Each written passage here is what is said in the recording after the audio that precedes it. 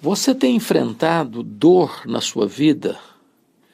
E eu não estou falando agora daquela dor física que você resolve com analgésico, mas daquela dor da alma que acicata você, que achata você. Como superar a dor? É o tema que vamos tratar no podcast HDL agora. Então não vai embora não, porque depois da vinheta nós vamos estar de volta. A dor é a experiência mais democrática da vida. A vida não é indolor.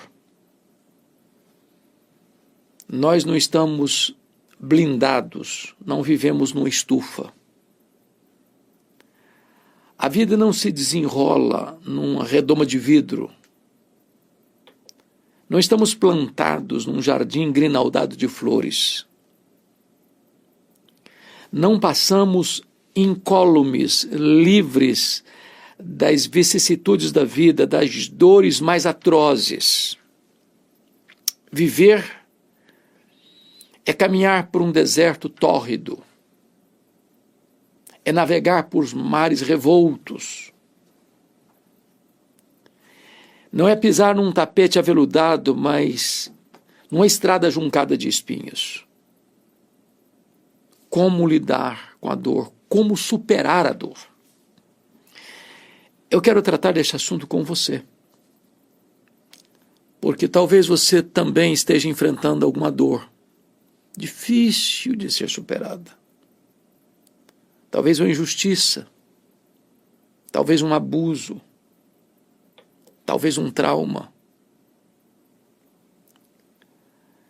talvez o rompimento de um namoro, de um noivado, talvez um divórcio doloroso, talvez uma doença crônica, talvez um luto traumático, talvez uma falência financeira,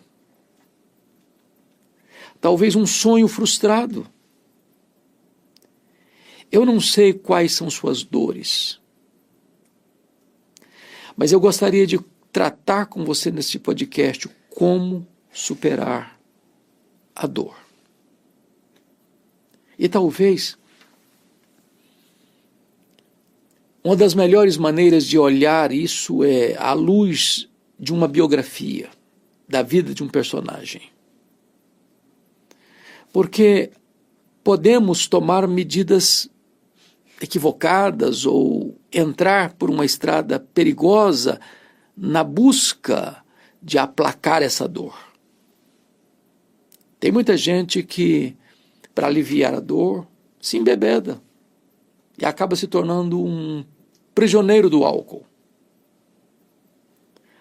Outras pessoas, para aliviar a dor da culpa, do medo, da angústia, da timidez, acaba se matriculando na experiência perigosa e mortal da dependência química, das drogas, da maconha, da cocaína, do crack, das anfetaminas.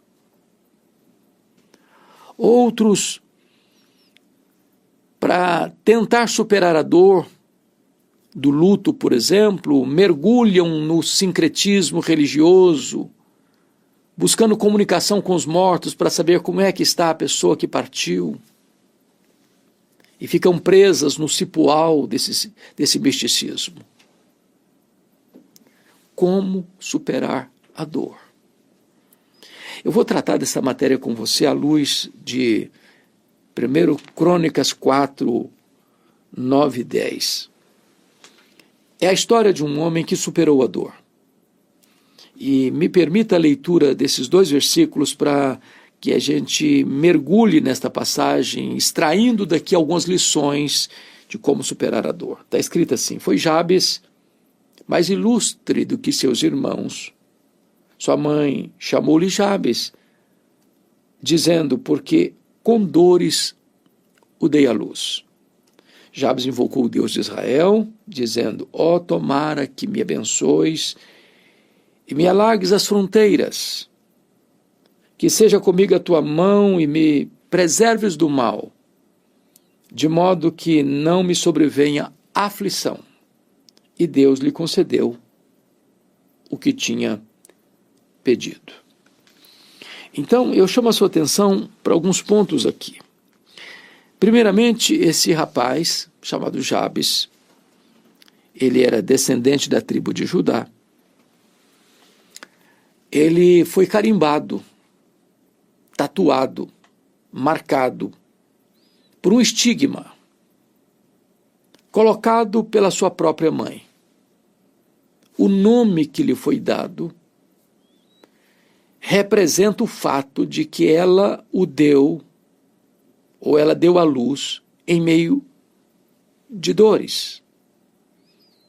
Isso era carimbar esse rapaz, marcá-lo indelevelmente, dizendo: você só sobreviveu porque eu sofri demais para dar à luz a você. A sua vida foi às custas de um sofrimento atroz, de uma aflição avassaladora.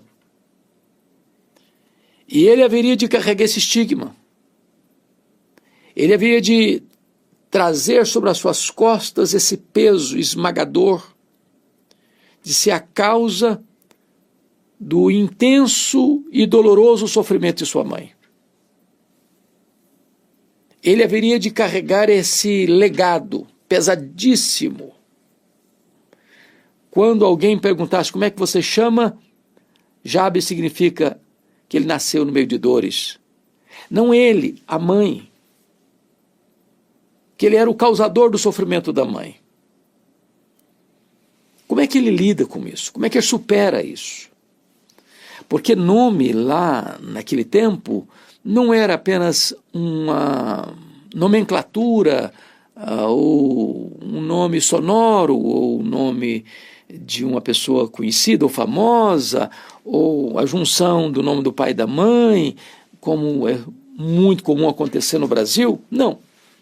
Nome trazia um legado, uma história, uma marca. Por exemplo, quando Raquel, mulher de Jacó, deu à luz ao seu filho caçula, ela sofreu no parto e morreu no parto. Mas antes de morrer, já expirando, ela colocou o nome do menino de Benoni, filho da minha dor. Jacó, seu pai, percebendo que o menino não poderia carregar todo aquele peso do nome, trocou o nome dele para Benjamim. Benjamim, filho da minha destra. Ou seja, mudar o nome era mudar a história de vida daquele rapaz. E aqui, então, nós estamos lidando com um cidadão chamado Jabes, que está debaixo de uma carga de sofrimento e de dor. Ele precisa superar isso. E eu destaco aqui 4 coisas que ele pede para Deus para superar a dor. A primeira coisa que ele pede é a bênção de Deus. Ele diz assim: ó, tomara que me abençoes. Ele não está pedindo isso a um ídolo, a um deus pagão, a uma divindade tribal. Ele não está se autossugestionando.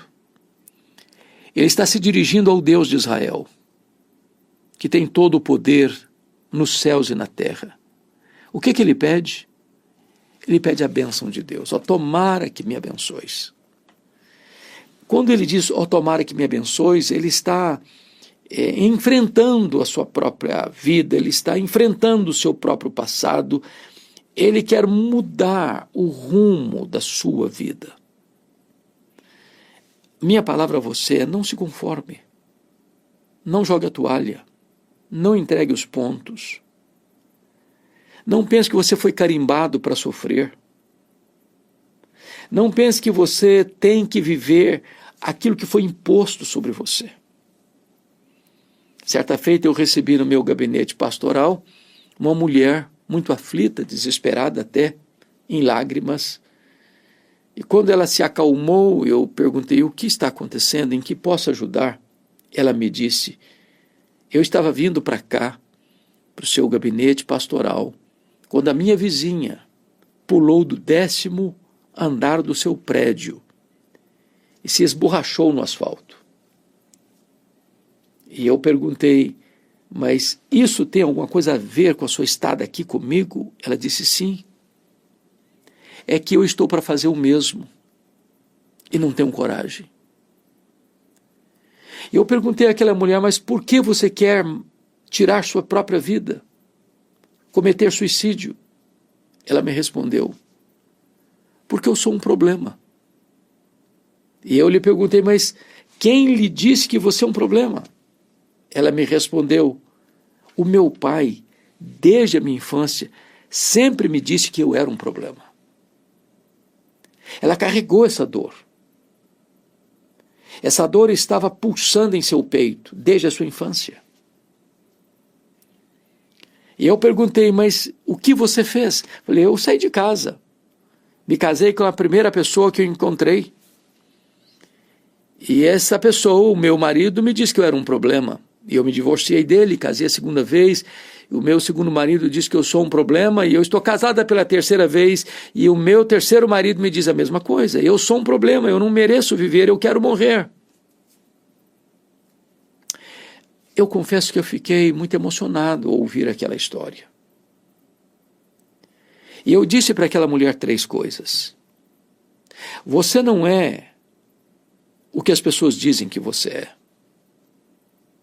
Você não é quem você pensa que você é. Você é quem Deus diz que você é. Você foi criada à imagem e semelhança de Deus. Você foi formada no ventre da sua mãe de maneira assombrosamente maravilhosa. Você é preciosa aos olhos de Deus. Deus ama você com amor eterno. Deus atrai você para Ele com cordas de amor. Você é a menina dos olhos de Deus. Você tem valor.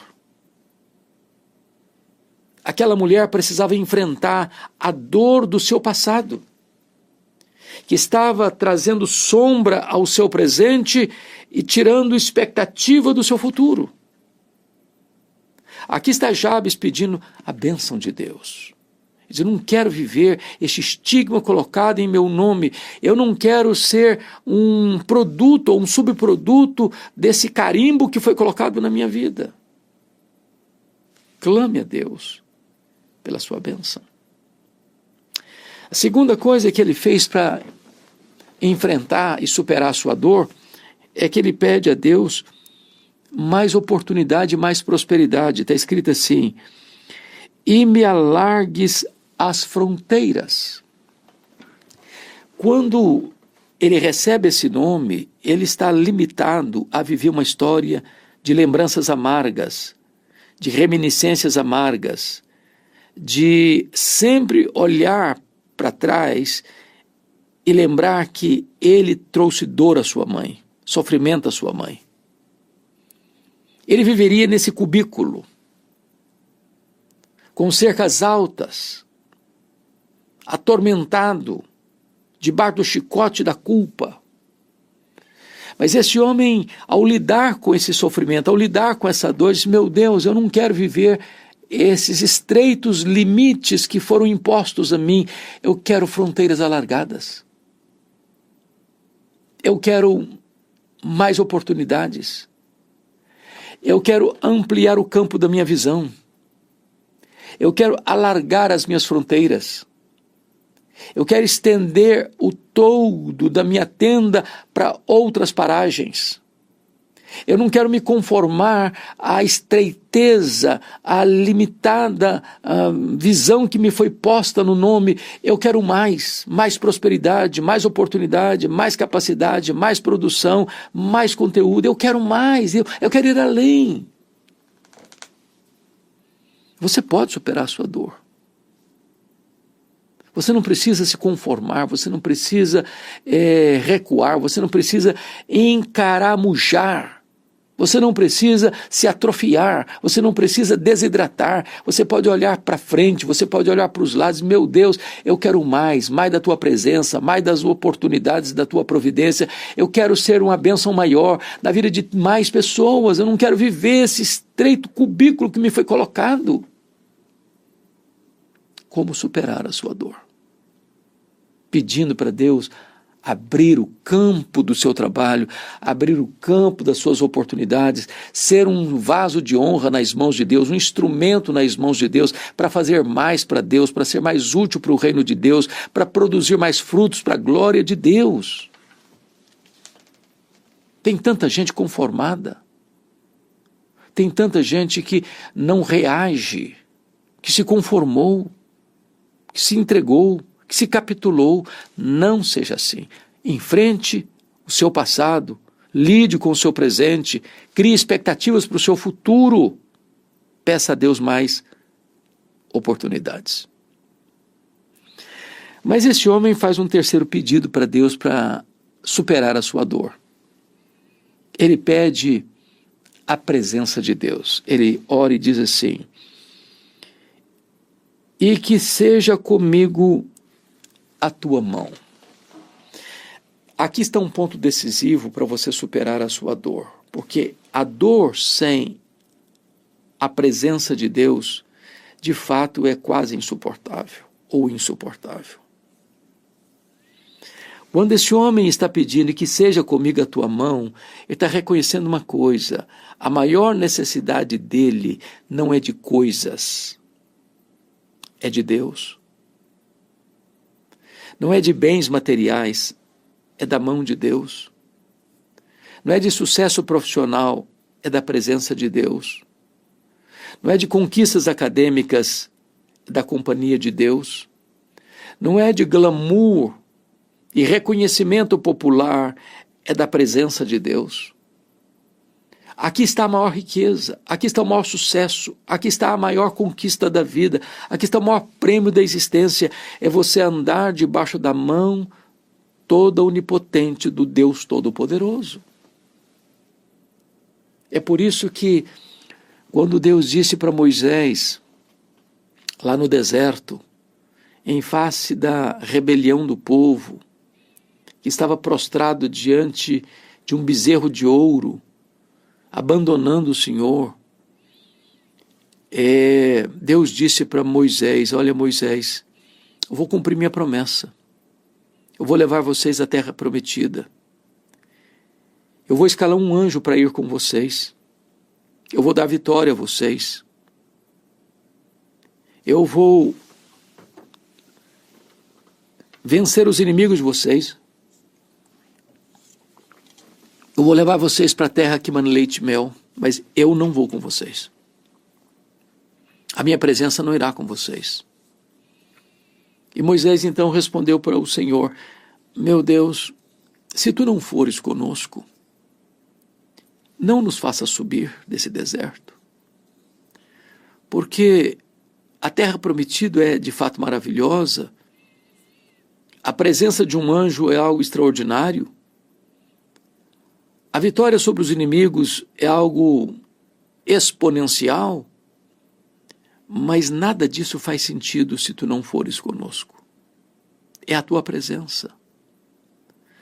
Deus é melhor do que as suas bênçãos. O doador é melhor do que a dádiva, o abençoador é mais importante do que a bênção. Deus é melhor do que tudo quanto Ele pode nos dar. Você não supera a sua dor a não ser que o próprio Deus caminhe com você. Mas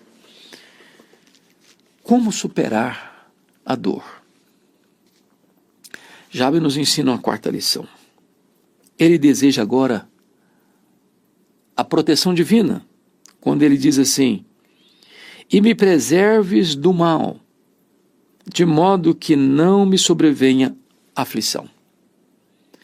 Ele sabe que na jornada da vida há muitos males, que ele está exposto a muitos perigos. Como disse no começo, a vida não é indolor. Nós enfrentamos inimigos visíveis e invisíveis. Nós lidamos com perigos reais e irreais, humanos e espirituais. A nossa luta não é contra carne e sangue, mas contra principados e potestades, dominadores deste mundo tenebroso e forças espirituais do mal. Há muitos riscos à nossa volta, há muitas vozes ecoando em nossos ouvidos, há muitas armadilhas na nossa jornada, há muitos laços, há muitas tentações. O inimigo nos espreita, nos cerca, rugindo como um leão ao nosso derredor, procurando nos devorar. Então, Jabes entende uma coisa: ele não pode lidar com isso sozinho. Por isso ele ora: e me preserves do mal. Porque só Deus pode nos preservar do mal. Nós não temos tutano espiritual para ficarmos de pé, escorados no bordão da autoconfiança. Somos frágeis, somos fracos, somos limitados, somos contingentes, precisamos de socorro, de ajuda, de um braço onipotente, de uma força sobre-humana, do poder de Deus a nos sustentar na caminhada. E me preserves do mal, de modo que não me sobrevenha aflição. Está dizendo o seguinte: Deus, tudo aquilo que foi colocado no meu nome como carga de negatividade, como carga de sofrimento, de dor, de tristeza, de lamento, meu Deus, eu não quero viver, essa aflição foi imposta sobre mim, que me livres dessa aflição, me livre, Senhor, de modo que não me sobrevenha essa aflição. Agora deixa eu lhe dizer algo maravilhoso. Quando você ora, Deus responde, porque o texto termina dizendo assim: e Deus lhe concedeu o que lhe tinha pedido. Pedi, dar-se-vos-á. Buscai e achareis. Batei e abrir-se-vos-á, porque todo que pede recebe, todo que busca encontra, todo que bate abrir-se-lhe-á. Você pede e Deus dá. Você ora e Deus responde. Você intercede e o braço de Deus é acionado em seu favor. Como superar a dor? O texto nos informa aqui que um recurso poderoso que Deus põe na sua mão é a oração. A oração não é para gente forte, é para gente fraca. Quando você ora, você está reconhecendo e confessando a sua fragilidade, a sua dependência. E não obstante isso, a oração é a arma mais poderosa que Deus colocou nas suas mãos, porque conecta a fraqueza humana com a onipotência divina e o altar da terra com o trono do céu. Quando você trabalha, mas quando você ora, Deus trabalha. E Deus trabalha para aqueles que nele esperam e confiam. Talvez você esteja lidando com muitas dores. Talvez você não tenha ainda superado as suas dores. Mas o Deus de Jabes, que mudou a sorte dele, a história dele, o legado dele, o futuro dele, é o Deus que pode também não só diagnosticar a dor que pulsa em seu coração e em sua alma, mas é o Deus que pode arrancar esse sofrimento, essa aflição, que pode abençoar você, alargar suas fronteiras, caminhar do seu lado, livrar você da tribulação, do sofrimento, da angústia, e responder a sua oração. Eu espero que esta breve reflexão, como superar a dor, possa ter abençoado o seu coração. E se você gostou dessa mensagem, compartilhe com outras pessoas. Compartilhe com outras pessoas. Quem sabe você conhece alguém que está precisando desta palavra. E você pode ser um agente de Deus na multiplicação desta mensagem para muitas outras pessoas. Deus abençoe sua vida.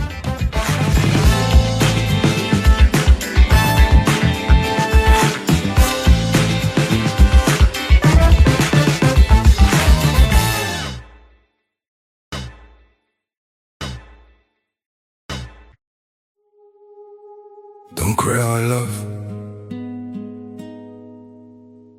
Your tears don't belong.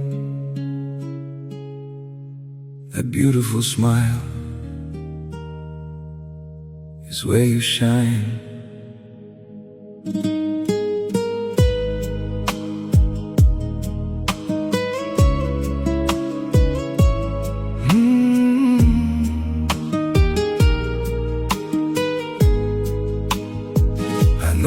night feels cold around you, like the stars have lost their glow, and the weight upon your fragile heart feels too much to hold alone. But your tears were never made to fall for someone who can't see. You're far too beautiful for sorrow, so please save your smile for me. Don't cry, my love, your tears don't suit you at all. You're much more beautiful smiling than drowning in it all. Don't cry, my love, wipe the sadness from your eyes. The world feels brighter when you're laughing, so don't let heartbreak steal your life. Every wound will fade with time now, every storm will lose its rain, and the pain that tries to break you won't deserve your heart again. Don't cry, my love, your tears don't suit you at all. You're much more beautiful smiling than drowning in it all. Don't cry, my love, wipe the sadness from your eyes. The world feels brighter when you're laughing, so don't let heartbreak steal your life. If your world feels torn apart, lean on me, I'll hold you close, until the day your gentle smile returns the way I love the most. Don't cry, my love, your tears don't suit you at all. You're much more beautiful smiling than drowning in it all. Don't cry, my love, wipe the sadness from your eyes. The world feels brighter when you're laughing, so don't let heartbreak steal your light.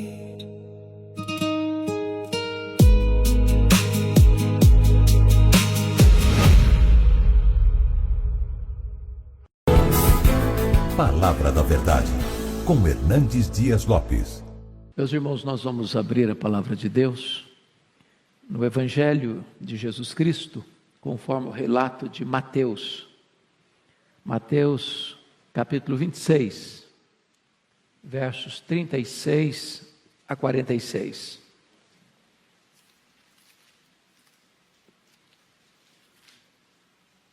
Mateus 26, 36 a 46. Jesus no Getsêmani. Está escrito: em seguida foi Jesus com eles a um lugar chamado Getsêmani e disse a seus discípulos: assentai-vos aqui enquanto eu vou ali orar. E levando consigo a Pedro e aos 2 filhos de Zebedeu, começou a entristecer-se e a angustiar-se. Então lhes disse: a minha alma está profundamente triste até a morte. Ficai aqui e vigiai comigo. Adiantando-se um pouco, prostrou-se sobre o seu rosto, orando e dizendo: meu Pai, se possível, passe de mim este cálice. Todavia, não seja como eu quero, e sim como tu queres. E voltando para os discípulos, achou-os dormindo, e disse a Pedro: então nem uma hora pudestes vós vigiar comigo? Vigiai e orai, para que não entreis em tentação. O espírito, na verdade, está pronto, mas a carne é fraca. tornando a retirar-se, orou de novo, dizendo: Meu Pai, se não é possível passar de mim este cálice sem que eu o beba, faça-se a tua vontade. E voltando, achou-os outra vez dormindo, porque os seus olhos estavam pesados. Deixando-os novamente, foi orar pela terceira vez, repetindo as mesmas palavras. Então voltou para os discípulos e lhes disse: Ainda dormis e repousais? Eis que é chegada a hora, e o Filho do Homem está sendo entregue nas mãos dos pecadores. Levantai-vos, vamos! Eis que o traidor se aproxima.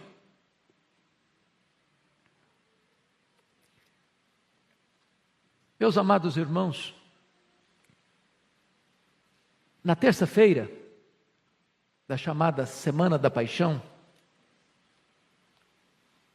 somos informados pelo evangelista Marcos que os principais sacerdotes e os escribas tramavam a prisão de Jesus, a traição, com o propósito de matá-lo depois da festa da Páscoa. Muito provavelmente, foi nesta terça-feira que Jesus se reúne com os seus discípulos, a convite de Simão, o leproso, em sua casa, para um banquete, onde Maria, irmã de Marta e Lázaro, unge a sua cabeça e unge-o preparando-o para a sepultura. É provável que seja nessa terça-feira que, frustrado com o fato de Maria ter derramado aquele perfume caro sobre a cabeça de Jesus, avaliado em mais de 300 denários, e ele era ladrão e queria embolsar esse dinheiro, e que ele saiu dali, de Betânia, para ir a Jerusalém, vender Jesus para o Sinédrio, para os membros principais do Sinédrio. E então, na quinta-feira, Jesus no cenáculo se reúne com os seus discípulos para celebrar sua última Páscoa e transicionar a Páscoa judaica para a Santa Ceia, o sacramento da ceia. E ali Jesus Cristo ensinou as lições mais preciosas para os seus discípulos. Falou para eles do céu, falou para eles da segunda vinda, falou para eles do derramamento do Espírito Santo, prometeu a eles a sua paz. Ali o Senhor Jesus Cristo lavou os pés dos seus discípulos. E ali, no cenáculo, Satanás entrou em Judas, o traidor. Depois de inaugurar a nova aliança em seu sangue, instituindo a ceia, Jesus cantou um hino e saiu com seus discípulos naquela noite fatídica, quando o Sinédrio tramava a sua morte, quando os bastidores eclesiásticos já conspiravam contra Jesus, ou conspiravam contra Jesus. Também Jesus alerta Pedro que naquela noite Pedro negaria. E então eles saem do Monte Sião, do cenáculo, descem as encostas, atravessam o Vale do Cedron e penetram no jardim do Getsêmani, lugar conhecido e costumeiro onde Jesus orava. Aquele local tinha ali oliveiras, ali também tinha prensa de azeite, as azeitonas eram esmagadas. E diz a Escritura que quando Jesus entra nesse jardim para a oração, ele deixa 8 dos seus discípulos para trás e chama Pedro, Tiago e João, diz: vem comigo. E aí ele abre o coração para eles. E aí ele admite para eles a sua angústia, a sua dor, a sua tristeza. E ali Jesus passa por aquilo que nós chamamos do vale mais profundo da dor e do sofrimento, seu Getsêmani. À guisa ainda de introdução, eu quero dizer a você que, embora usemos esse texto para retratar o vale da nossa dor. O Getsemane foi único na vida de Jesus. Nenhum ser humano jamais terá condições sequer de entender plenamente o que Jesus enfrentou no Getsemane. Nenhum ser humano jamais vai enfrentar a dor e o sofrimento que Jesus suportou no Getsemane. Por mais atroz que seja a dor, por mais amarga que seja a angústia, por mais dolorosa e prolongada que seja a experiência de sofrimento que você venha a passar, jamais você e eu saberemos o que foi o sofrimento de Jesus. Porque ali não foi apenas um sofrimento físico. Ele estava sendo preparado ali certamente para enfrentar a cruz. Ele sabia dos pregos que haveriam de rasgar as suas mãos, que haveriam de cravar os seus pés. Ele sabia também o sofrimento emocional de ser cuspido pelos homens. Ele sendo o Criador, o Rei da Glória, o Deus bendito eternamente. Ele sabia do seu sofrimento moral de ser crucificado entre dois ladrões e salteadores, como um criminoso. Mas certamente a dor mais aguda, a dor mais terrível e amarga, que ele chamou de um cálice, passe de mim este cálice, foi a sua dor espiritual. Foi entender que aquele cálice se tratava da terrível e profunda e justa ira de Deus, que devia cair sobre a sua, a minha, a nossa cabeça, e que Jesus toma gota a gota, sorvendo todo aquele cálice da ira de Deus, que devia cair sobre nós. Pois bem, amados, eu gostaria que você olhasse comigo que esta experiência de Jesus retrata para você e para mim hoje as provas que nós enfrentamos nos vales da vida, com essa diferença de proporção. Eu sei que 2020 parece que não acabou. Nós só mudamos o calendário, mas a luta continua, na mesma natureza, com as mesmas preocupações, talvez com reverberações ainda mais densas e pesadas. Eu não sei a história de cada um, mas quando você caminha no meio de uma multidão e às vezes olha aquela multidão passando, indo, vindo, passando, indo e desaparecendo das suas vistas, cada pessoa esconde uma história de dor. Seja um jovem, seja um homem maduro, uma mulher madura, seja uma pessoa de cabelos brancos, ou já com a sua face sulcada de rugas. Há uma dor que lateja, que pulsa. Eu não sei quais são as provas, eu não sei quais são suas dores, eu não sei quais são os seus dramas, eu não sei quais são as suas lutas, eu não sei quais são os seus vales, eu não sei qual é o seu Getsemane. Mas eu queria hoje, à luz desse texto, olhar com você que tipo de provas nós enfrentamos nesse vale. Primeiramente, olha comigo o verso 38. Enfrentamos a tristeza e a angústia. Chama a sua atenção para o fato de que Jesus, ao entrar no Getsemane, primeiro admite a sua angústia para si mesmo no verso 37. E levando consigo a Pedro e aos 2 filhos de Zebedeu, começou a entristecer-se e angustiar-se. Aquela coisa pessoal, particular, do seu quarto fechado, que você não conta para ninguém. É aquele drama que você está vivendo e só você e Deus sabem. Jesus começa a se angustiar. Ele não abriu o coração ainda. Ele está curtindo essa dor com ele mesmo. Mas em segundo lugar, olha comigo o verso 38. Ele admite a sua dor para os seus discípulos. Então lhes disse: a minha alma está profundamente triste até a morte. Ficai aqui e vigiai comigo. Agora ele conta essa dor não para a multidão, não para os 11 discípulos, porque Judas não está mais.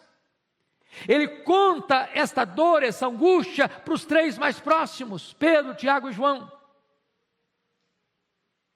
Há determinados sofrimentos na nossa vida, irmãos, tão profundos, tão agônicos, tão amargos, que você não tem coragem de contar para os seus colegas. Você só conta para a gente da sua intimidade. Mas notem comigo, no verso 39, Jesus mostra agora esta angústia para o Pai. Adiantando-se um pouco, prostrou-se sobre o seu rosto, orando e dizendo: meu Pai, se possível passe de mim este cálice, todavia não seja como eu quero e sim como tu queres. Agora ele coloca essa angústia diante do Pai. Ele enfrenta com ele mesmo, conta para os seus discípulos mais próximos e agora conta para o Pai. Meus amados irmãos, Jesus passou tristezas no seu ministério. Ele ficou triste e chorou com a morte de Lázaro. Ele se entristeceu e chorou quando ele entrou em Jerusalém. Mas agora Jesus está revelando a sua humanidade e evidenciando a sua tristeza no seu Getsêmani. Ele começa a se entristecer. Ele confessa a sua tristeza. Ele chama e clama: se possível passe de mim esse cálice. Ele ora 3 vezes para que isso aconteça. Então eu quero afirmar a você que está aqui hoje, talvez passando por lutas na sua vida, na sua casa, que a tristeza e o sofrimento e a angústia não é uma coisa estranha à vida cristã. Mas talvez você pergunte: por que Jesus estava angustiado? Qual era a causa? Será que era a consciência de que de fato Judas haveria de entregá-lo? Será que era o conhecimento que ele já tinha alertado que Pedro havia de negá-lo? Será que era a realidade que ele mesmo havia dito aos seus discípulos: nesta noite todos vós vos escandalizareis comigo, como está escrito, ferirei o pastor e as ovelhas ficaram dispersas e os seus discípulos o abandonariam? Será que era a consciência prévia de que ele seria preso, porque aquela era a hora das trevas, e o sinédrio, com a sua orquestração, haveria de botar a mão nele e contratar testemunhas falsas para acusá-lo, e cuspir nele e espancá-lo? Será que era a consciência que ele tinha de que ele seria condenado pelo governador romano e ser crucificado, com todas as implicações atrozes dessa execução? E certamente, amados irmãos, não obstante ter o aspecto temporal desse sofrimento, físico desse sofrimento, moral desse sofrimento, o sofrimento de Jesus é eminentemente espiritual. É a certeza de que ali na cruz, ele haveria de dar um grito de desespero: Deus meu, por que me desamparaste? Porque o Pai desamparou o seu próprio Filho na cruz? Descuido? Desamor? Falta de solidariedade? Talvez esteja aqui, irmãos, o maior mistério do quanto Deus nos amou.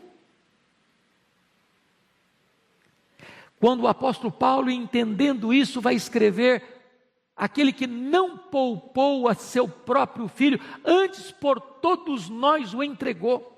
Entregou a quê? A morte de cruz. Quando Jesus Cristo se coloca no seu lugar e oferece o seu peito para suportar a espada da lei. Quando a condenação que haveria de vir sobre a sua vida, ele recebe sobre ele mesmo, porque diz a Escritura que ele foi carregando sobre o seu corpo, no madeiro, os nossos pecados, e naquele momento ele foi feito pecado por nós. Não havia beleza nele. Ele foi feito maldição em nosso lugar. O sol escondeu o rosto dele, o Pai escondeu o rosto dele, e ele tem completo entendimento do que significa isso: ser apartado do Pai, ser separado do Pai, e então o Pai pune nele o pecado que deveria punir em mim, e então ele bebe este cálice amargo do juízo de Deus, que devia cair sobre a minha cabeça. É por isso que ele está angustiado. Quantas vezes neste grau humano, você e eu também temos que passar pelo Getsemane da dor, da tristeza, da angústia. E há um momento em que você compartilha com muitos, há um momento que você compartilha com os amigos mais próximos, mas há um momento que você só pode compartilhar com Deus.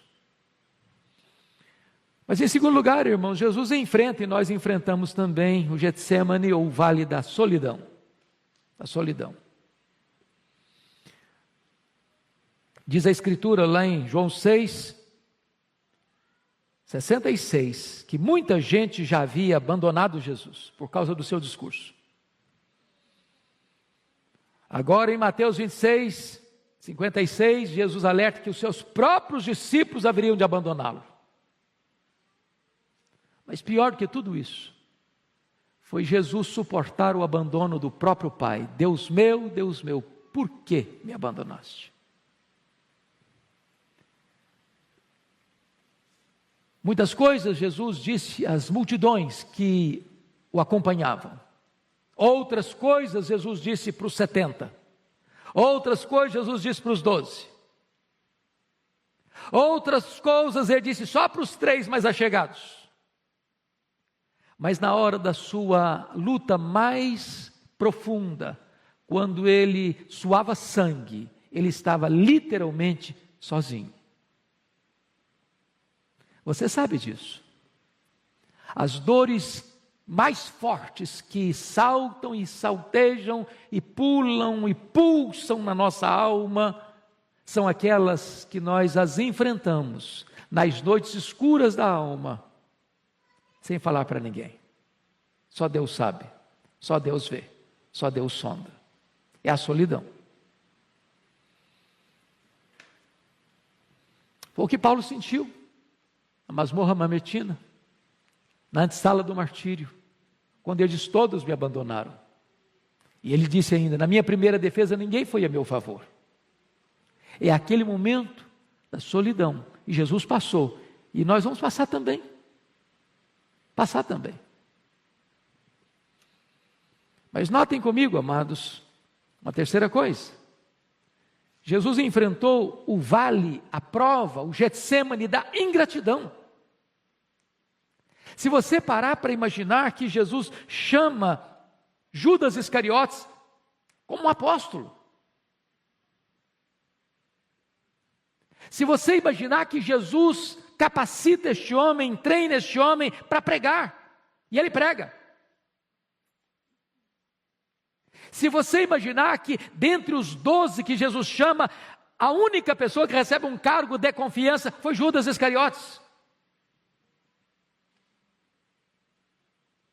Se você parar para imaginar que até mesmo na hora em que Jesus sabe que Judas é um ladrão, que Judas é do diabo, que Judas vai traí-lo, que Judas já o vendeu para o sinédrio, ainda Jesus lava os seus pés.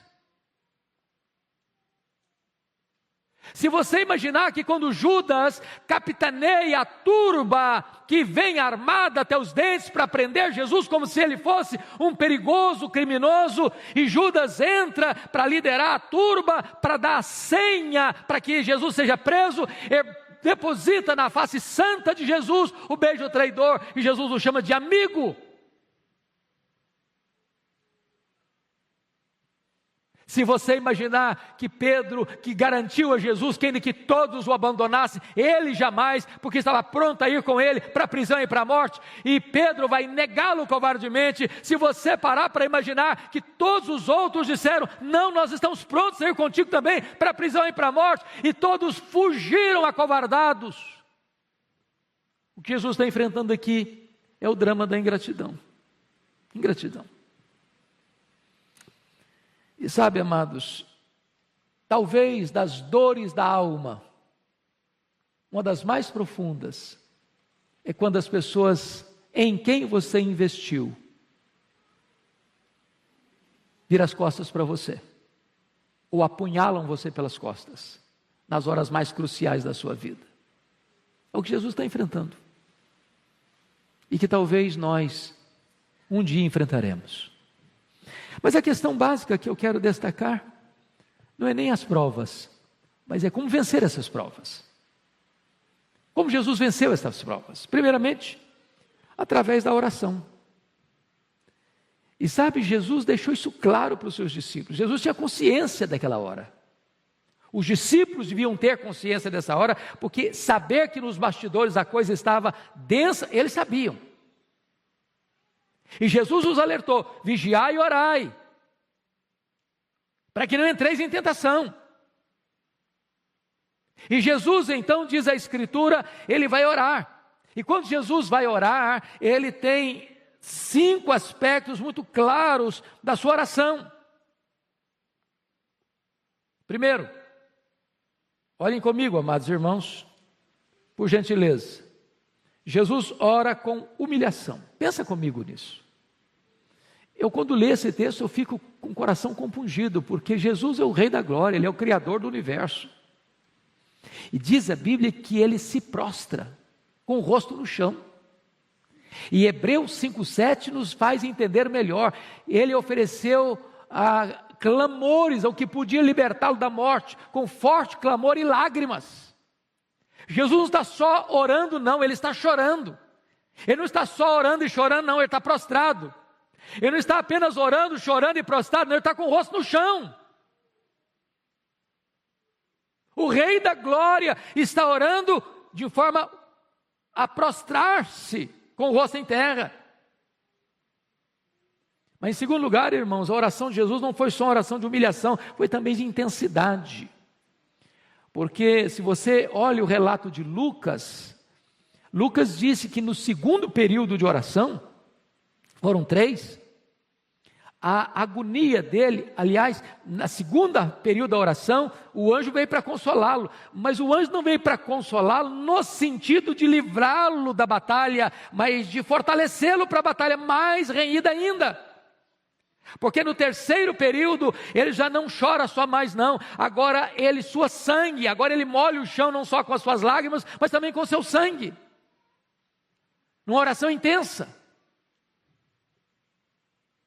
Mas em terceiro lugar, a oração de Jesus foi perseverante. Ele orou 1, ele orou 2, ele orou 3 vezes.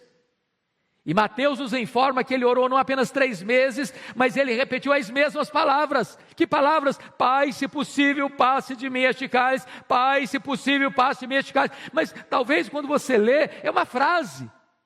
É uma frase. Mas o primeiro período de oração de Jesus durou pelo menos 1 hora, porque a queixa de Jesus com Pedro foi essa: nem 1 hora pudeste vigiar, nem 1 hora. Eu não sei se você tem o hábito de orar, mas se você não tem, experimente dobrar os seus joelhos e orar 1 hora ininterruptamente. Sabe o que vai acontecer? Você não vai ter assunto, não vai ter. Quem não tem o hábito de orar, ora 5 minutos, não tem mais nada para falar.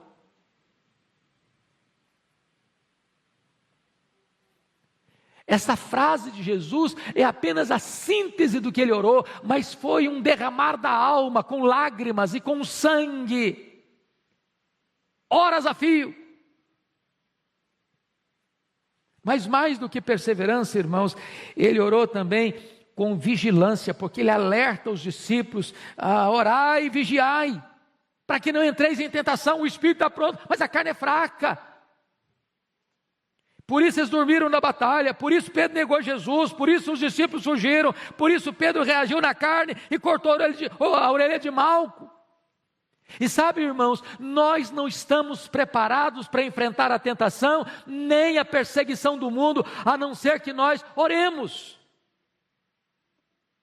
Nós estamos vivendo um tempo difícil, um tempo em que o mundo está completamente rebelado contra Deus, um tempo em que a cristofobia está apertando o cerco em todos os lugares do mundo praticamente. E se a igreja não orar, se a igreja não entender que nós estamos numa batalha espiritual, se a igreja não estiver atenta para enfrentar essa batalha, não com armas carnais, mas com armas poderosas em Deus, nós dormiremos na batalha e nós nos acovardaremos.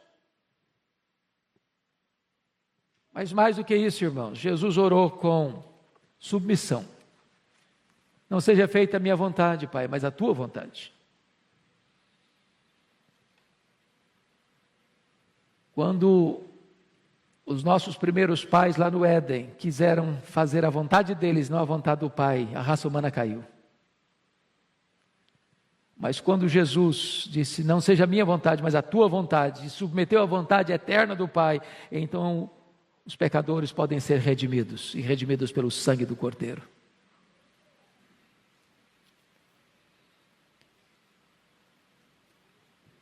Como é que Jesus enfrentou este vale das provas?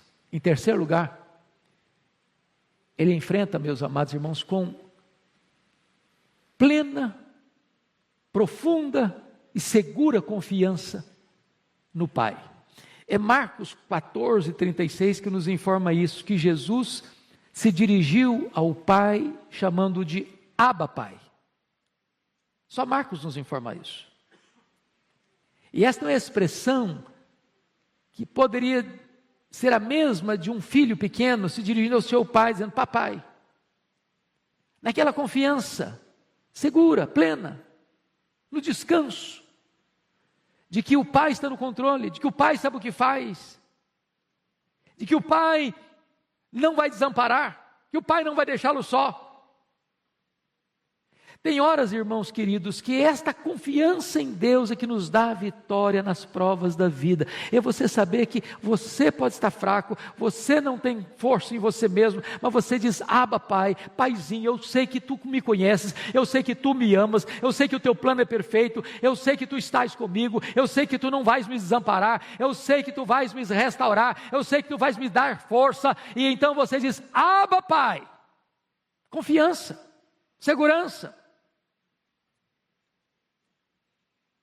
Mas em terceiro lugar, irmãos, Jesus enfrenta este vale da prova buscando solidariedade. Preste bem atenção nisso. Jesus era perfeitamente Deus, Jesus era perfeitamente homem. Quanto Deus, ele não precisa da solidariedade humana, ele é Deus, autossuficiente, onipotente, todo-poderoso. Ele chegou a dizer para Pedro, quando sacou a espada para decepar a orelha de Malco, guarda essa espada, se eu precisasse de ajuda eu rogaria ao Pai, ele me mandaria aqui mais de 12 legiões de anjos, mais de 72 mil anjos.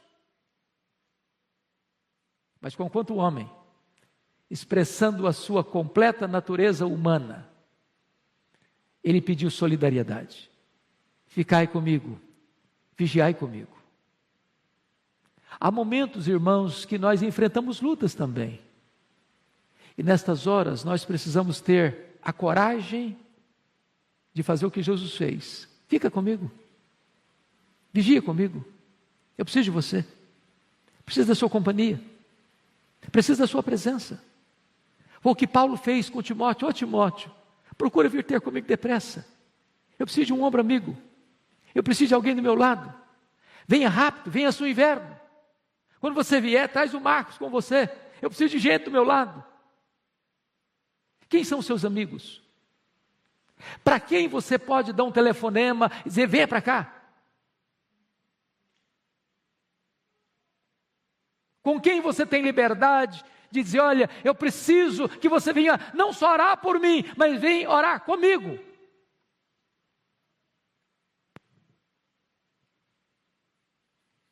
Pois bem, amados,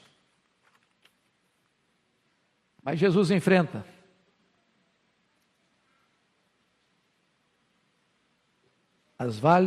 o vale da prova e da dor através da sua coragem. Porque notem comigo, verso 46, Jesus disse para os seus discípulos, levantai-vos, vamos, eis que o traidor se aproxima. Ele não ora para fugir, ele ora para enfrentar. Oração não é método de fuga, oração é capacitação de enfrentamento. E é João que escreve sobre o Getsemane numa outra perspectiva. João não aborda os dramas de Jesus no Getsemane. O relato de João é para mostrar a vitória de Jesus. Porque quando a turba está chegando, armada, com porretes, com espada, com soldados, com liderança do Sinédrio, com Judas capitaneando a turba, naquela noite trevosa, é Jesus quem se apresenta e pergunta: a quem buscais? Responderam: a Jesus o Nazareno. E Jesus: sou eu. E caíram por terra. A hora que se levantaram, Jesus pergunta de novo: a quem buscais? Ah, Jesus o Nazareno. Pois sou eu. Em outras palavras, meus irmãos, quando Jesus se levanta do seu terceiro período de oração, não tem mais angústia, não tem mais choro, não tem mais sangue sendo derramado no chão de suor. Tem coragem, tem determinação, tem preparo, tem enfrentamento. Você não vai notar nenhuma palavra de Jesus mais de angústia. Ele vai ser cuspido, ele vai ser esbordoado no sinédrio, ele vai ser condenado e açoitado no pretório romano, ele vai carregar um lenho maldito sobre as ruas de Jerusalém, ele vai ser crucificado. Não tem uma palavra sequer onde ele demonstra a sua tristeza. Sofrimento sim, tenho sede, mas triunfo, vitória, segurança, vitória e determinação. E ele encerra dizendo: está consumado. Pai, nas tuas mãos eu entrego o meu espírito. Amados irmãos, é muito importante você entender isso, que nós precisamos de orar para termos coragem. Coragem. Eu li há pouco tempo uma frase muito curiosa. São esse tipo de sabedoria popular. Na carroceria, na traseira de um caminhão, no paralama de um caminhão. E a frase era essa: se correr, o bicho pega. Se ficar, o bicho come. Mas se orar, o bicho foge.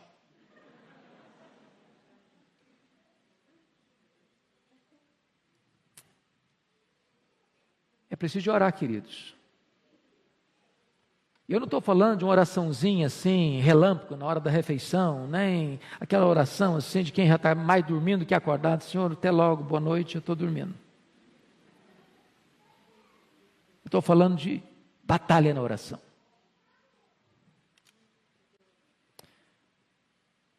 Louvado seja Deus, o Senhor Jesus, conforme Lucas 22, 43, recebe também o consolo do Pai. Vem um anjo para consolá-lo.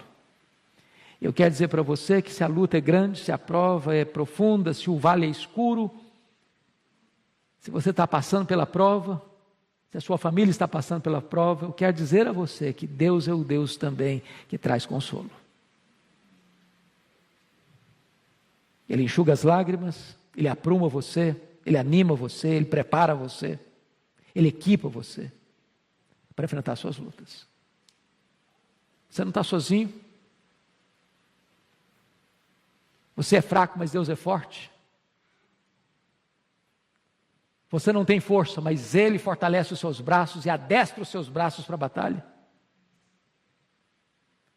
Você não tem coragem, mas é Ele quem dá coragem para você. E mais tarde o Senhor derramou o seu Espírito, e aqueles homens acovardados viraram gigantes. E esse mesmo Espírito que deu coragem àqueles homens lá, está entre nós, está dentro de nós, está sobre nós, e Ele vai nos capacitar a enfrentar os desafios de 2021, os desafios daqui para frente, em nome de Jesus. A igreja não ficará acovardada, a igreja não ficará intimidada, você não há de ficar intimidado em nome de Jesus. Haja luta, haja prova, seja física, seja financeira, seja moral, seja espiritual, seja familiar. Deus vai equipar você, Deus vai fortalecer você, Deus vai consolar você, e Deus já fez de você uma pessoa mais do que vencedora em Cristo Jesus, nosso Senhor.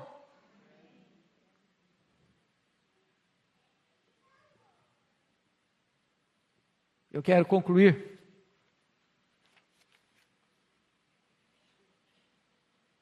dizendo que Jesus entrou no Getsêmani profundamente triste, mas ele saiu do Getsêmani profundamente fortalecido, vitoriosamente fortalecido. Bastou uma palavra dele para os seus inimigos caírem por terra. E você, querido, como é que você tem enfrentado seus vales de provas? Como é que você tem enfrentado o seu Getsêmani? Hoje Deus quer nos fortalecer pela oração. Hoje Deus quer nos dar coragem. Hoje Deus quer nos dar a disposição e a humildade de dizer para alguém próximo de nós: olha, eu preciso que você fique comigo. Fica do meu lado, vigie comigo. E hoje Deus é poderoso para mandar não só um anjo, mas a própria terceira pessoa da Trindade, o Espírito Santo, como Supremo Consolador, que está em você, que habita em você, que transborda de você, para confortar sua alma, para enxugar suas lágrimas, para terapeutizar sua dor e para fortalecer você, para você ser corajoso e mais do que vencedor. Vamos ficar em pé, queridos, e vamos orar.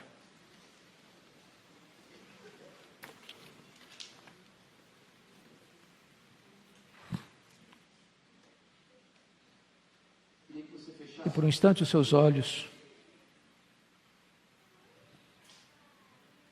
e trouxesse à sua mente, à sua memória, quais são as lutas que você e a sua família estão enfrentando neste começo de ano. Quais são seus temores? O que é que tem preocupado você, tirado o seu sono?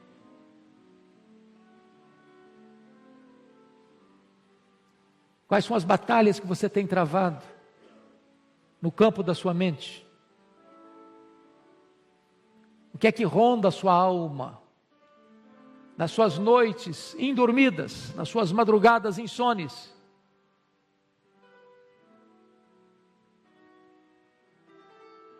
Muito embora nós jamais enfrentaremos um Getsêmani com a mesma natureza daquele que Jesus enfrentou, nós também passamos pelos nossos vales.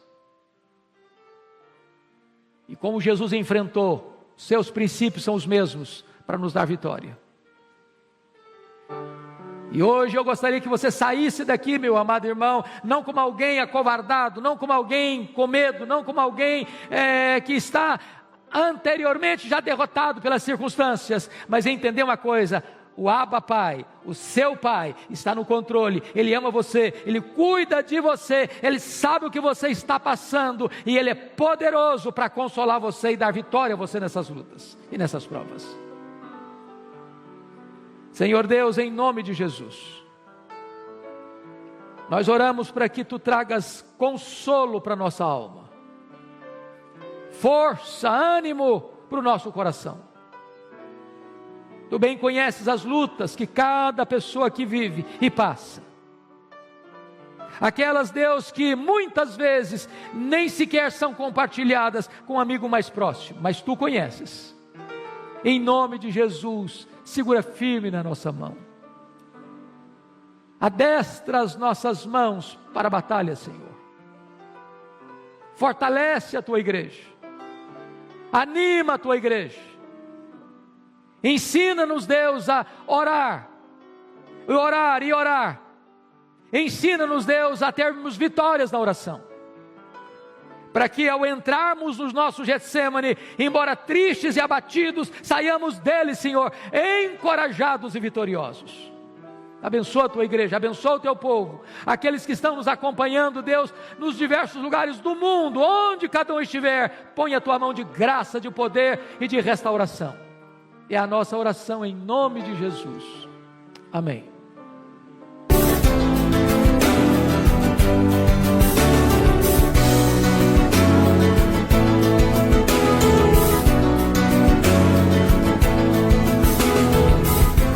Palavra da Verdade, com Hernandes Dias Lopes.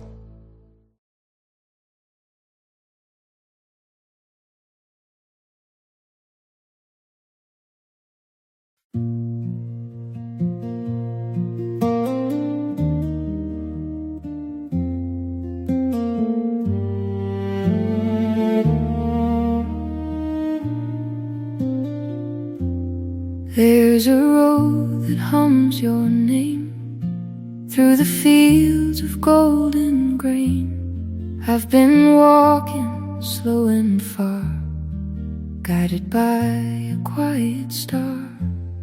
Dusty boots and open skies, dreams reflected in your eyes. Every mile feels like home. even when I'm all alone. Time standing beneath quiet stars, counting dreams, counting scars, holding on to who we are,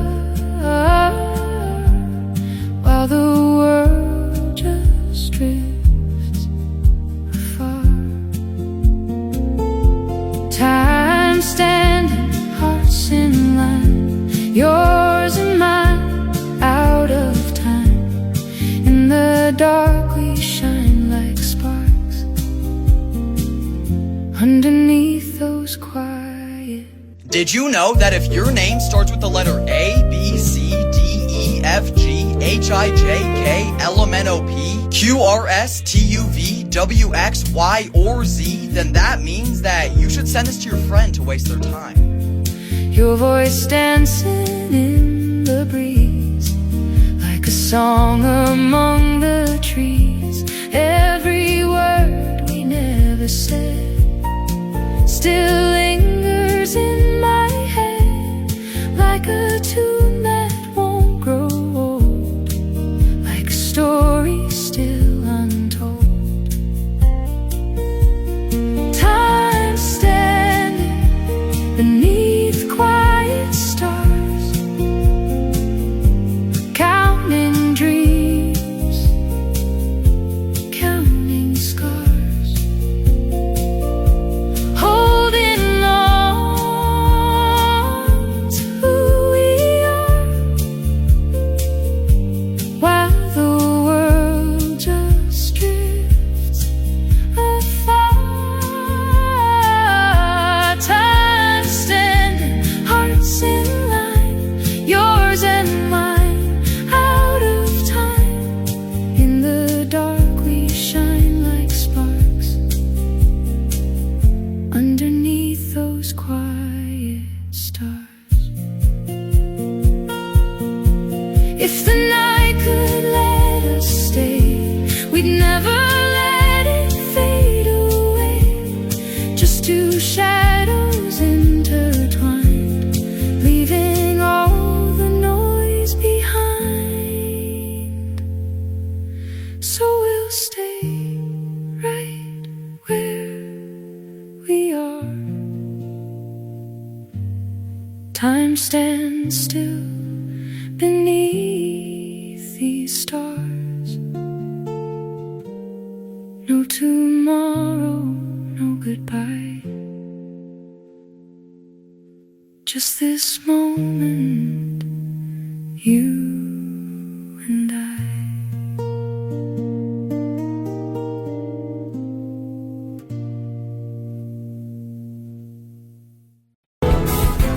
Palavra da Verdade, com Hernandes Dias Lopes. Irmãos queridos, vamos abrir a palavra de Deus, por gentileza, na carta do apóstolo Paulo aos Efésios, capítulo 5, versos 18 a 21. Efésios, capítulo 5, versos 18 a 21.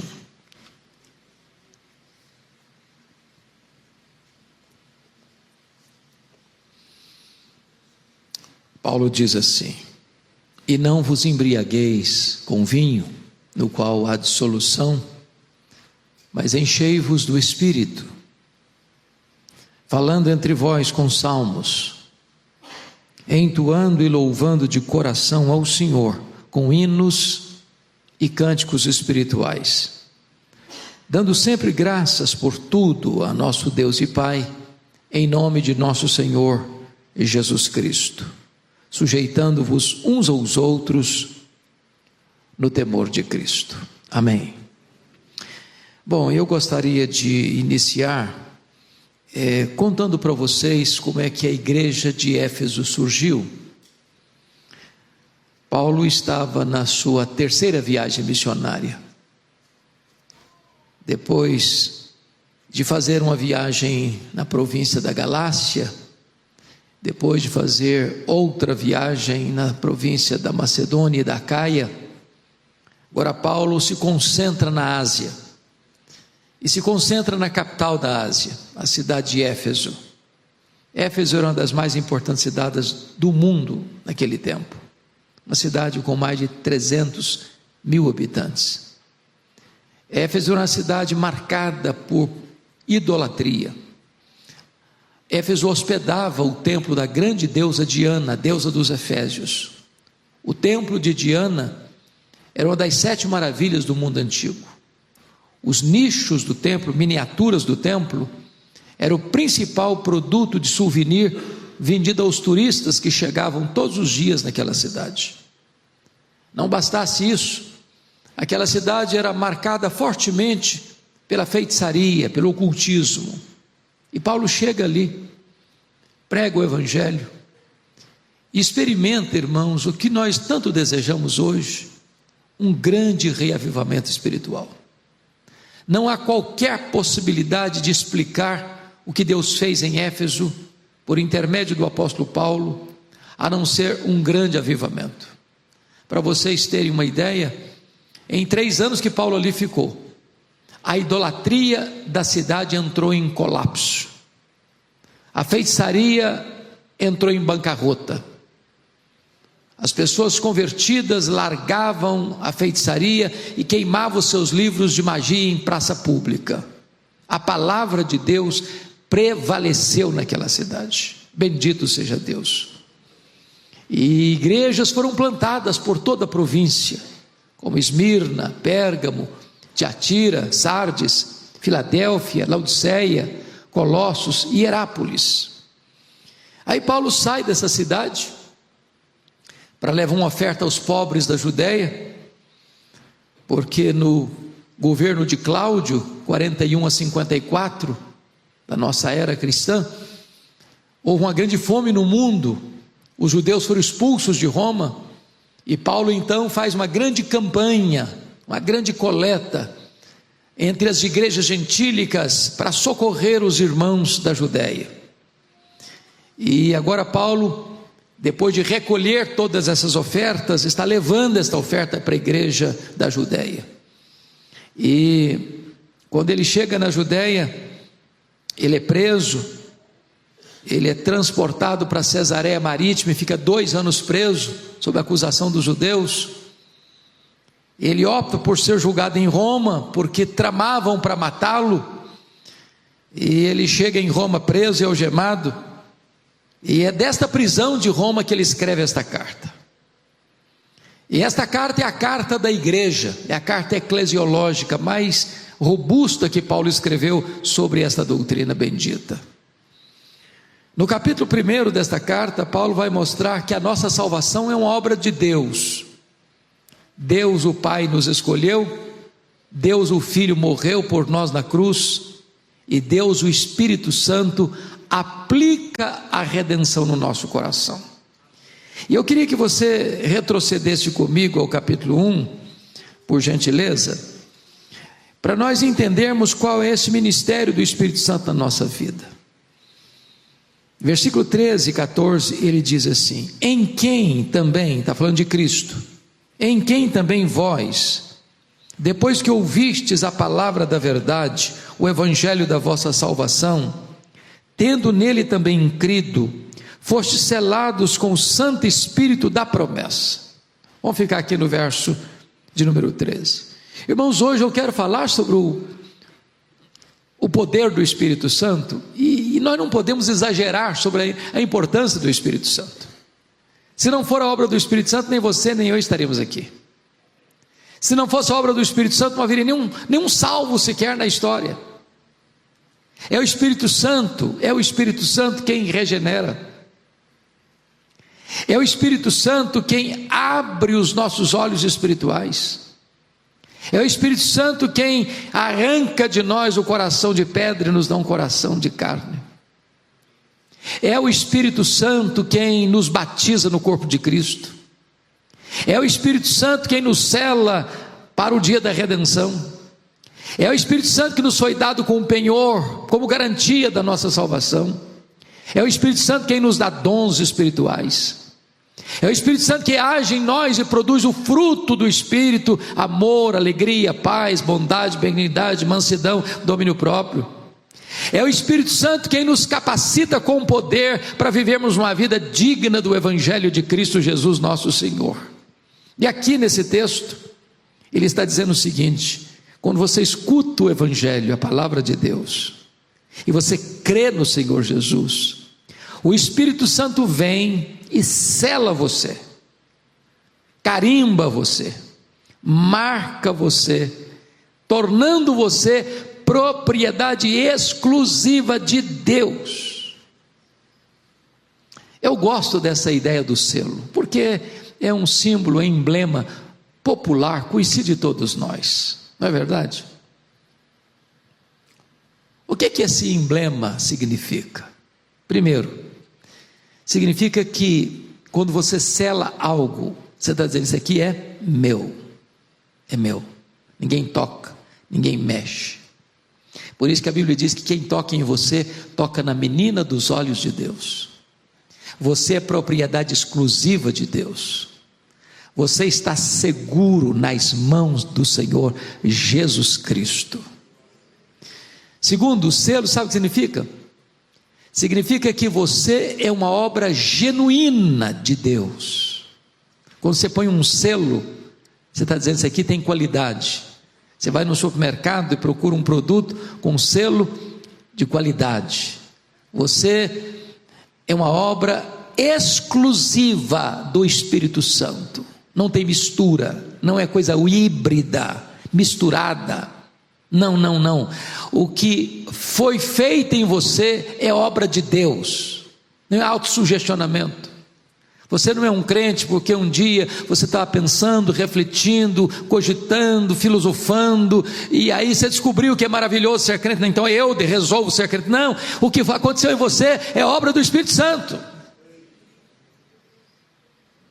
Mas em terceiro lugar, o selo, amados, significa que o que foi feito em você é algo inviolável. Inviolável. E aí o Espírito Santo trabalha aquilo que nós chamamos de segurança da salvação. O Espírito de Deus testifica com o nosso espírito de que nós somos filhos de Deus. Segurança da salvação, certeza da vida eterna. Aí diz o versículo 14 do capítulo 1 assim: o Espírito Santo, o qual é o penhor da nossa herança, até o resgate da sua propriedade em louvor da sua glória. E essa palavra penhor é outra palavra muito conhecida nossa, né? Muito uma palavra comercial e também uma palavra relacional. O penhor era naquela época conhecido como um anel de noivado. O noivado naquela época era muito mais solene do que hoje. O noivado era feito diante de testemunhas. O noivado era uma espécie de casamento. Só não acontecia ainda a conjunção carnal, a intimidade do casal. Cada um continuava na casa de pai e mãe, mas estavam legalmente comprometidos. Como Deus não é homem para mentir, como Deus não faz um compromisso sem cumpri-lo, como Deus não faz um pacto e uma aliança e quebra este pacto, essa aliança, quando você ouviu o Evangelho e foi convertido, o Espírito Santo foi dado para você como uma garantia solene, segura, inquebrantável. Deus diz o seguinte: o que eu comecei a fazer em você, eu vou completar até o dia de Cristo Jesus. Eu não vou desistir de você, eu não vou abrir mão de você, eu não vou largar você no meio do caminho, eu não vou começar a fazer uma obra e largar para lá. O grande escultor Miguel Ângelo, que fez obras tão magníficas, as mais conhecidas, Moisés e Pietà, ele começou cerca de 32 obras, só completou 14.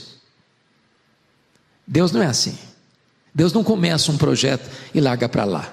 Deus não faz rascunhos nos seus projetos. O que Deus começa, Deus termina. Então a primeira obra do Espírito Santo na minha e na sua vida é a obra da segurança da nossa salvação.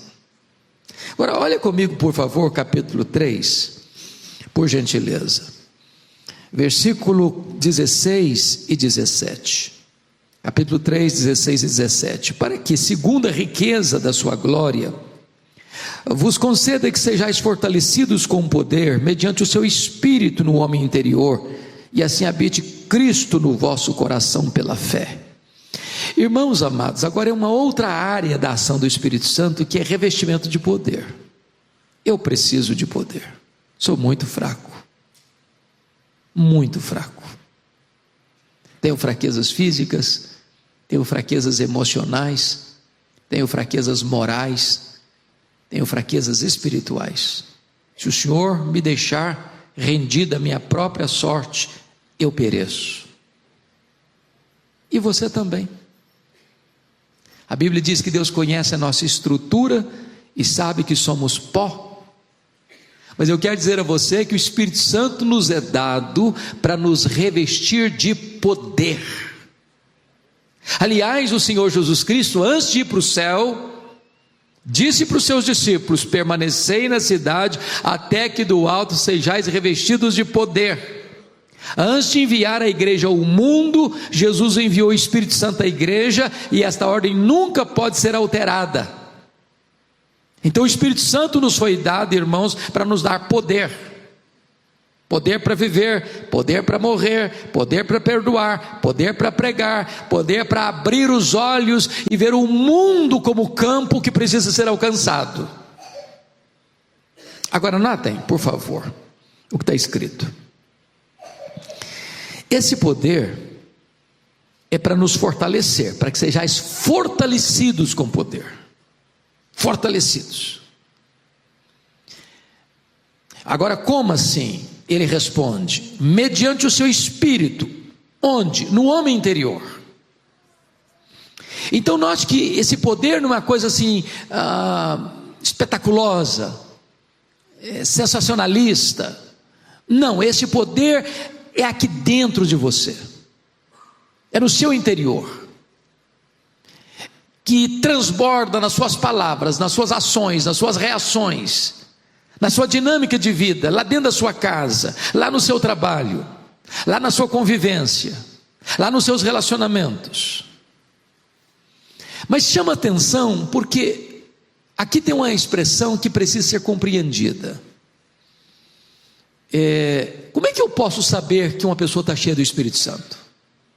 Qual é a evidência disso?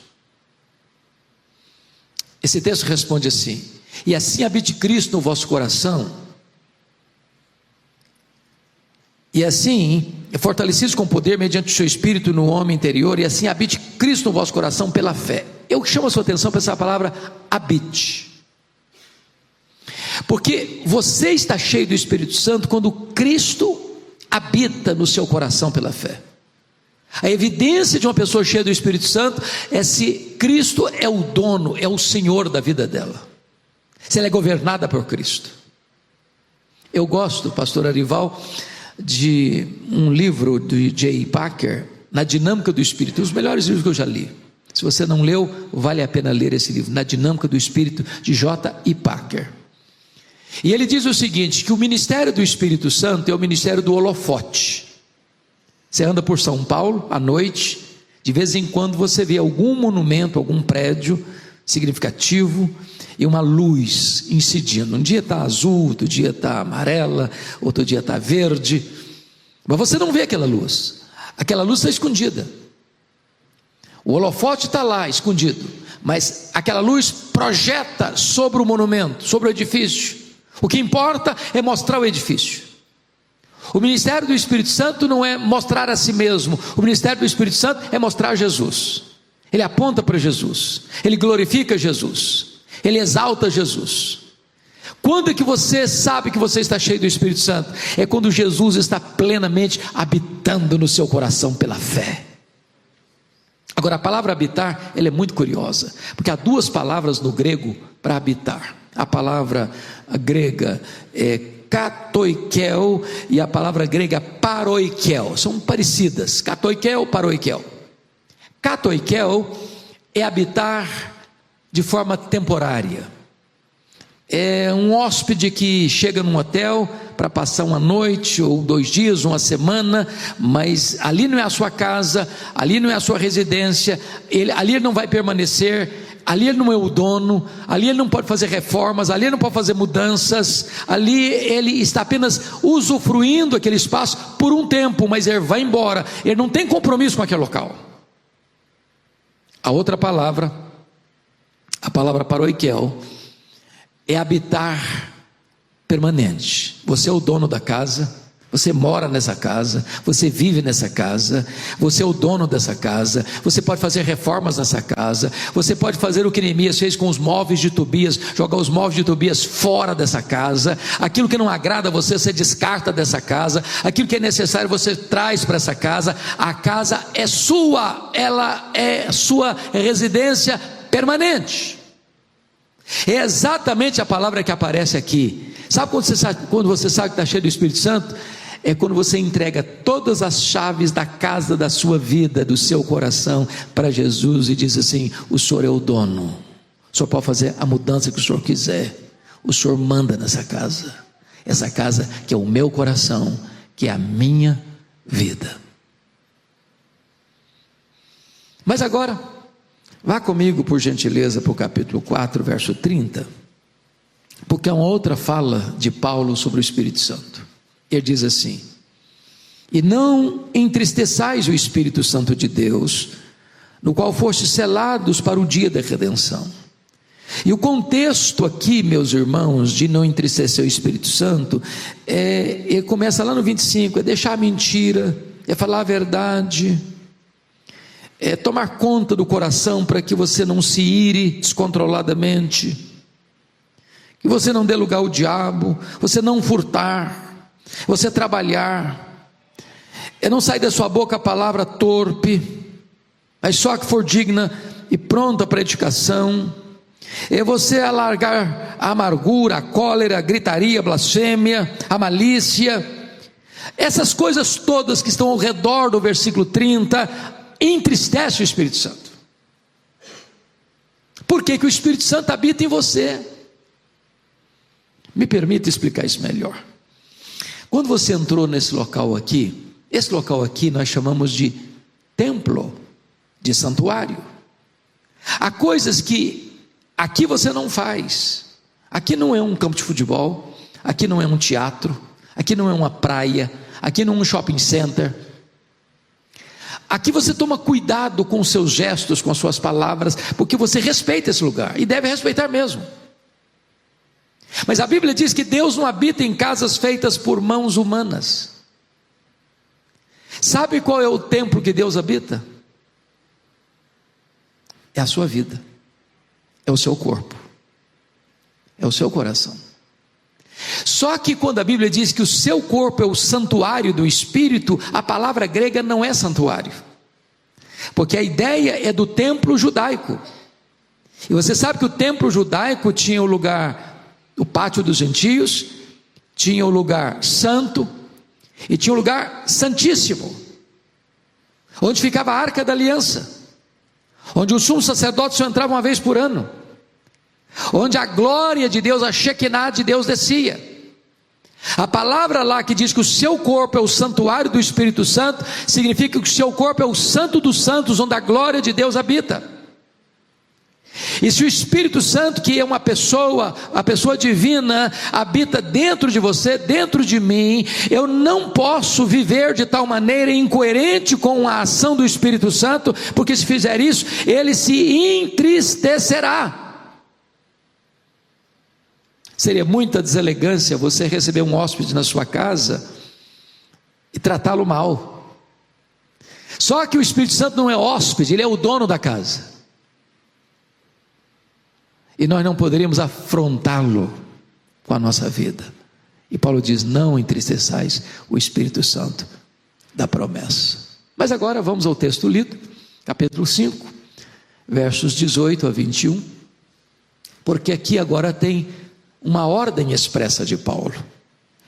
No versículo 18 ele tem duas ordens muito claras: e não vos embriagueis com vinho, no qual há dissolução, mas enchei-vos do Espírito.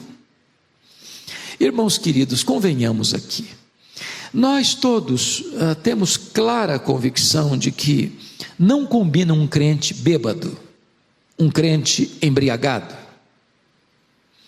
qualquer de nós, em qualquer lugar, em qualquer tempo, diríamos: não está certo. Reprovaríamos isso. Porém, nós não temos o mesmo senso de equilíbrio para dizer que a desobediência a outra ordem não tem, parece para nós, a mesma percepção.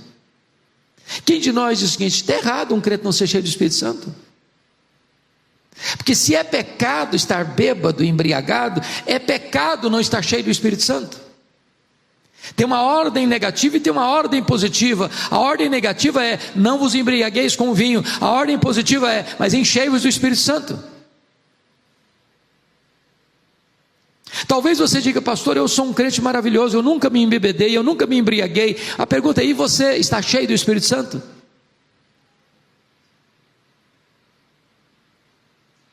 Notem vocês que nesse texto existe uma comparação superficial e existe um contraste profundo. Qual que é a comparação superficial? É que tanto uma pessoa embriagada quanto uma pessoa cheia do Espírito Santo, ela está sob controle de algo ou de alguém. Uma pessoa bêbada está sob o controle do álcool, ela vai falar coisa que não deve falar, ela vai agir de maneira que não deve agir, ela vai ter um comportamento que não é adequado, ela vai ter situações que não é natural dela, porque ela está sob o efeito do álcool. O álcool é um ladrão de cérebros, é o principal responsável por crimes passionais, por acidentes de trânsito, por destruição de famílias. Porque a pessoa que ela está bêbada, embriagada, ela está não no domínio dela, no controle dela, no domínio próprio, mas sob o efeito do álcool. Agora, se uma pessoa está sob o efeito do álcool, tem esse comportamento esquisito, se ela está sob o efeito do Espírito Santo, isso vai refletir no que ela fala, no que ela faz, no que ela age, no que ela reage. Qual o contraste profundo? Paulo diz assim: não vos embriagueis com o vinho, no qual há dissolução, mas enchei-vos do Espírito Santo, falando entre vós com salmos, hinos, cânticos espirituais, louvando de todo o coração ao Senhor. Ou seja, quando uma pessoa está embriagada, ela vai levar essa pessoa, o álcool vai levar essa pessoa a uma vida dissoluta, vergonha, opróbrio, destruição. Eu tinha um amigo querido que tinha um problema seríssimo de alcoolismo e tinha recaídas muito tristes, e às vezes a esposa dava falta dele e ele ficava uma semana sumido. Ela ia procurá-lo e às vezes achava nos lugares mais escondidos da cidade, dentro de um boteco mais sujo da rua, caído, bêbado, e tinha que carregá-lo para casa, sujo, cheio de vômito, para dar um banho, para se recuperar. Produz dissolução, tristeza, dor, vergonha. Paulo diz: não vos embriagueis com vinho. Mas eu não estou falando dos botecos da vida. Há poucos dias uma mulher me procurou e disse: pastor Hernandes, o senhor precisa falar sobre a confraria do vinho, das rodas da elite mais rica, dos apartamentos mais caros, daqueles que têm muito dinheiro e gastam 10 mil reais numa garrafa de vinho, e se alienam do casamento, e se afastam dos filhos, e jogam a família num pântano de solidão e desespero, casamentos acabando, filhos deixados de lado. E Paulo diz: não vos embriagueis com o vinho, no qual há dissolução. Mas agora ele vai falar do efeito então de uma vida cheia do Espírito Santo. Ele diz: não vos embriagueis com o vinho, no qual há dissolução, mas enchei-vos do Espírito. E quais são as evidências que uma pessoa está cheia do Espírito Santo? Vejamos aqui no texto. Olhe comigo o verso 19. Ele diz assim: falando entre vós com salmos entoando e louvando de coração o Senhor com hinos e cânticos espirituais. Vamos pegar o primeiro ponto, falando entre vós com salmos. Grife a expressão entre vós, porque a expressão entre vós está dizendo que quando você está cheio do Espírito Santo, isso vai refletir na sua comunicação horizontal entre vós. Uma pessoa cheia do Espírito Santo, ela é doce no falar, tem graça na sua voz, tem edificação nas suas palavras, tem polidez no seu trato, tem sabedoria na sua voz. Não combina uma pessoa cheia do Espírito Santo com palavrões, com palavras torpes, com palavras duras, com palavras cáusticas, com palavras ácidas, tóxicas. Amados irmãos, nós precisamos da plenitude do Espírito Santo. Aliás, quando você avança em Efésios, já começa a falar de família, como a esposa deve ser submissa a seu próprio marido, como o marido deve amar sua própria esposa, como Cristo amou a igreja, como os filhos devem honrar e obedecer aos pais, e como os pais não devem tratar os filhos com amargura, mas criá-los na disciplina e na admoestação do Senhor. Tudo isso só é possível, meus irmãos, se tivermos plenitude do Espírito Santo. A comunicação muda, os relacionamentos mudam, a nossa casa vai ser de fato um ambiente saudável para nós nos relacionarmos em amor e harmonia, falando entre vós. Segundo lugar, veja ainda o versículo 19, quando ele diz assim, preste atenção, entoando e louvando de coração ao Senhor. Agora grife a expressão ao Senhor. Sai da horizontalidade da relação para a verticalidade da relação. Quando você está cheio do Espírito Santo, em vez de ter amargura, em vez de ter murmuração, em vez de ter uma vida assim de ingratidão a Deus, você quer é adorar a Deus, é exaltar a Deus de todo o seu coração. Seu culto muda. E eu não estou falando aqui do culto coletivo, congregacional. Eu estou falando daquele culto que você presta ao seu Deus lá dentro do seu quarto, com a porta trancada, sem holofotes, sem plateia. É quando na sua alma há uma sede de comunhão com Deus, quando no seu coração você tem fome de Deus.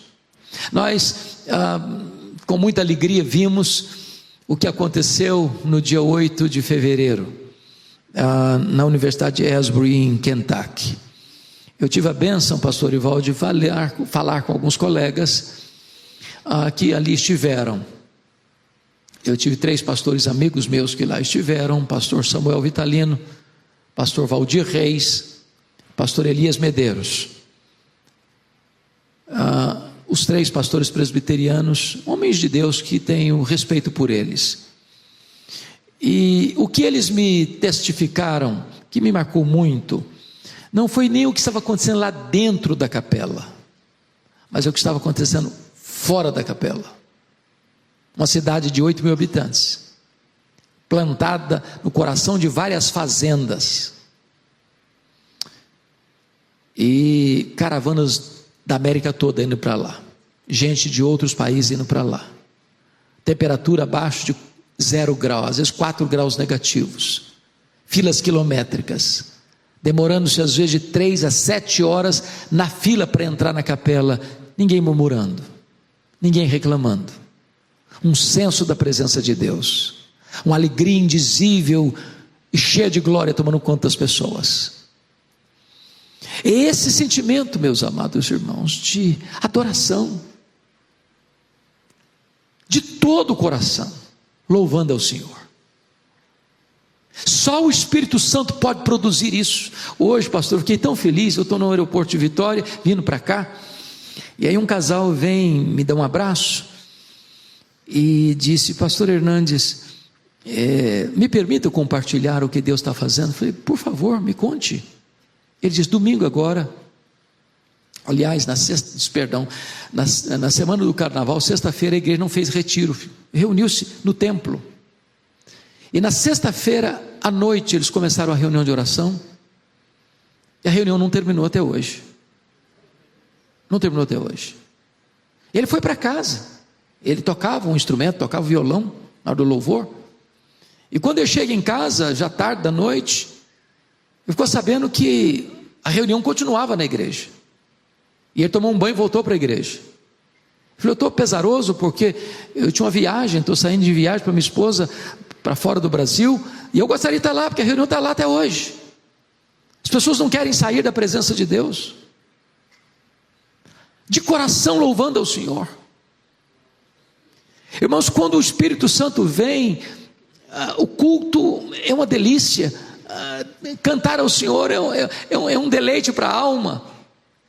O céu desce à terra, a alegria de Deus invade o coração. O culto não fica aquela coisa que você fica doido para terminar, porque você não aguenta mais. É uma coisa programada, rigorosamente programada, não pode passar um minuto que as pessoas se estressam. Oh, amados irmãos, nós precisamos do poder e da plenitude do Espírito Santo, para que Deus seja o amado da nossa alma, o prazer do nosso coração, o deleite da nossa vida. Sou grato a Deus porque esta igreja, por convocação do nosso pastor Arival, dia 12 agora, está planejando, louvado seja Deus, ter um tempo de oração, começando às 8 horas da manhã, indo até às 20 horas. E esse é o planejamento humano, mas se Deus quiser, passa a noite, passa a madrugada, passa a semana. Mas notem comigo uma terceira característica de uma pessoa cheia do Espírito Santo. Versículo de número 20. Dando sempre graças por tudo a nosso Deus e Pai, em nome de nosso Senhor Jesus Cristo. Irmãos, dar graças em tudo não é simples e nem é fácil. Nós não temos condições de fazer isso, a não ser que o Espírito Santo nos encha, nos revista e nos capacite.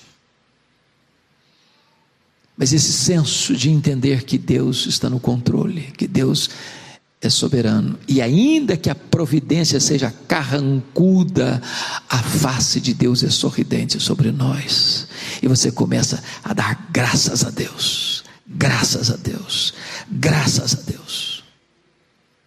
E eu não sei se você veio aqui hoje e tem motivos para dar graças a Deus, mas o simples fato de você e eu estarmos aqui é motivo solene e eloquente, porque a Bíblia diz que nele vivemos, nos movemos e existimos. Ele quem nos dá vida, a respiração e tudo mais. É Deus quem dá vida, é Deus quem dá saúde, é Deus quem dá o pão, é Deus quem dá a veste, é Deus quem dá a casa, é Deus quem dá a família, é Deus quem dá os amigos, é Deus quem dá a igreja, é Deus quem dá a salvação. Tudo provém de Deus, e você deve ter um coração grato ao seu Deus.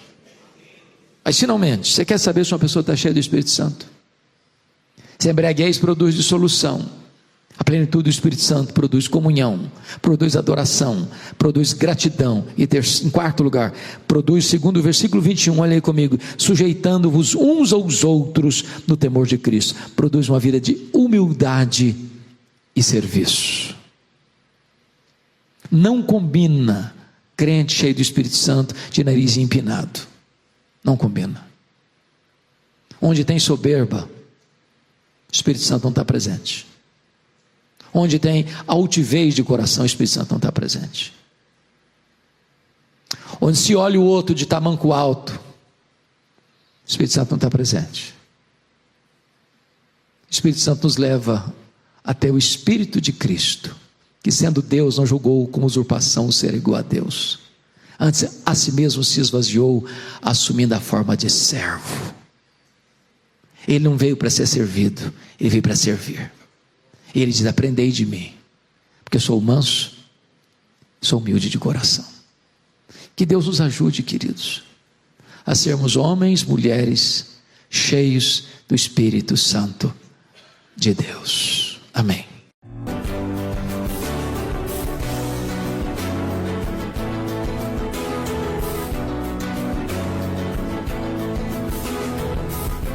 Palavra da Verdade, com Hernandes Dias Lopes.